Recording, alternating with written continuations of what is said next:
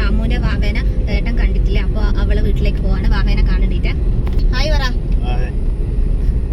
അപ്പൊ അവിടെ എത്തിയിട്ട് ബാക്കി വിശേഷം കണ്ടാവേ. അങ്ങനെ ഇതാ നമ്മൾ മാമന്റെ വീട്ടിലെത്തിയ. അപ്പൊ ഇവൻ പോകുന്നതിന്റെ മുന്നേ തന്നെ വാവേന്റെ ഡ്രസ്സ് കയ്യോടെ തന്നെ ഷാമിലേക്ക് കൊടുക്കാന്ന് കരുതി അതൊക്കെ എടുത്തിട്ടാണ് വന്നത്. അത് നേരെ അവളെ കയ്യിലേക്ക് കൊടുത്തത്. പിന്നെ ഞാനത് അവളോട് ഓപ്പൺ ചെയ്ത് നോക്കാൻ പറഞ്ഞു. വാവയുടെ ഡ്രസ്സ് ഞാൻ ഓൾറെഡി ഒരു വീഡിയോ ഇട്ടിട്ടുണ്ടായിരുന്നു. അതുകൊണ്ടാണ് ഞാനത് അവൾ ഓപ്പൺ ചെയ്യുന്നതിന്റെ വീഡിയോ കാണിക്കാൻ. അപ്പോഴേക്കും ഇത് മാമ ഇത് ചായയൊക്കെ എടുത്തു വെച്ചിട്ടുണ്ടായിരുന്നു. അങ്ങനെ ഞങ്ങൾ എല്ലാവരും കൂടി ഇരുന്ന് ചായയൊക്കെ കുടിച്ചാൽ അവള് നേരെ വാവേന്റെ അടുക്ക പോയ. വാവേനെ ഞാനും അവനൊക്കെ ഒന്ന് എടുത്തേ.